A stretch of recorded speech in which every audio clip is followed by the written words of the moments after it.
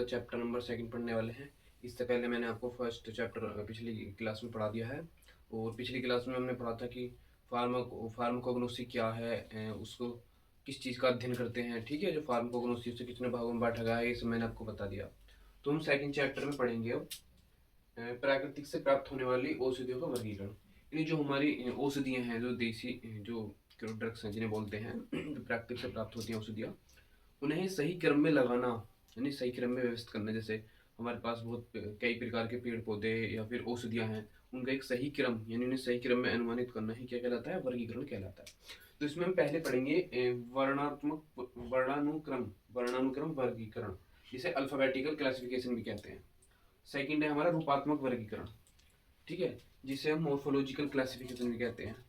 और थर्ड है हमारा वर्गीकरणात्मक जैविक, जिसे टॉक्सोनॉमिकल क्लासिफिकेशन भी कहते हैं। और फोर्थ है हमारा रासायनिक वर्गीकरण, जिसे केमिकल क्लासिफिकेशन भी कहते हैं। और फिफ्थ है हमारा फार्माकोलॉजिकल चिकित्सा, जिसे फार्माकोलॉजिकल या थेरापेटिकल वर्गीकरण क्लासिफिकेशन भी कहते हैं।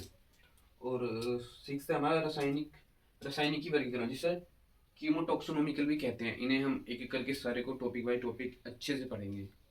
सबसे पहले समझेंगे प्राकृतिक से प्राप्त होने वाली जो औषधियाँ हैं उन्हें किस प्रकार बांटा गया है। तो देखिए चलिए, तो जैसे आपके आसपास बहुत सारे पेड़ पौधे होंगे, झाड़ियाँ होंगी, मतलब तरह तरह के पेड़ पौधे होते हैं और रासायनिक भी पौधे होते हैं। तो उनके रंग रूप और आकार, उनके नाम, उनके रासायनिक गुण, उनके प्रजनन का तरीका सबके अलग अलग होते हैं। तो उसी आधार पर उन्हें बांटा गया है। चलो मैं आपको एक एग्जाम्पल से समझा दूँ।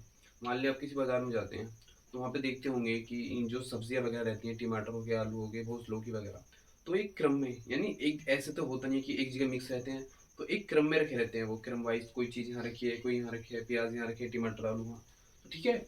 जो सही क्रम में लगाना ही क्या कहलाता है, व्यवस्थित कहलाता है। उससे क्या है, हमें किसी चीज़ को ढूंढने में ज़्यादा दिक्कत परेशानी होती है, उन्हें आसानी से हम ढूंढ सकते हैं। तो इसी क्रम को, किसी भी चीज़ को सही क्रम में व्यवस्थित करने के कहता है वर्गीकरण कहलाता है। ठीक है, तो इसमें सबसे पहले पढ़ेंगे वर्णानुक्रम वर्गीकरण।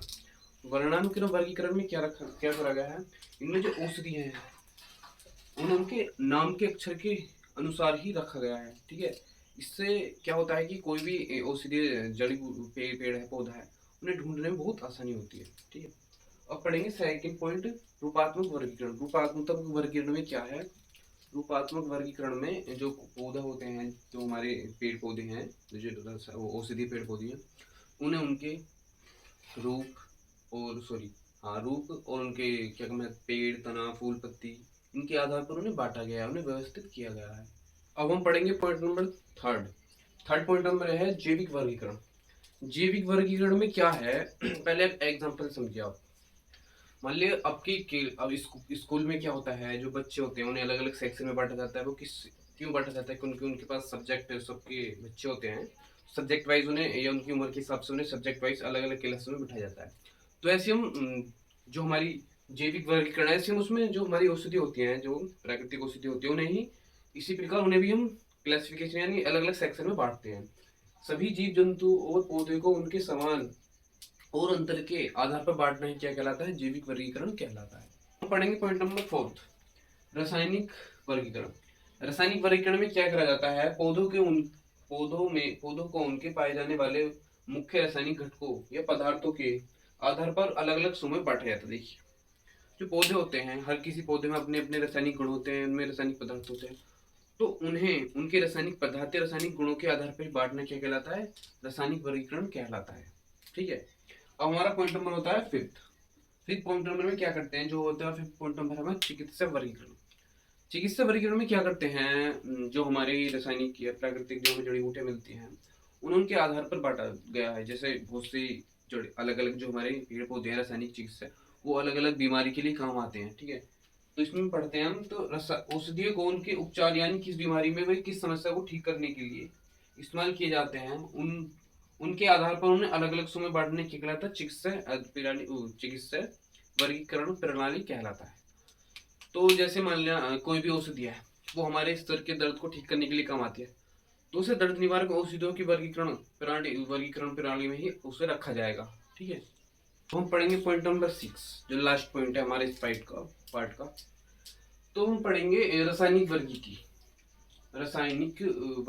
वर्गीकरण क्या कहलाता है। तो मान लिया दो पौधे हैं अलग अलग, उनमें समान प्रकार के पदार्थ, उनमें समान प्रकार के रासायनिक गुण पाए जाते हैं। तो उस समान प्रकार के रासायनिक गुण उनके बीच संबंध को दिखाता है। उसी संबंध को क्या कहते हैं, रासायनिक वर्गीकरण कहते हैं। तो ये हमारा सेकंड पार्ट आज यहीं खत्म होता है। तो नेक्स्ट थर्ड पार्ट के लिए आप बने रहिए हमारे साथ।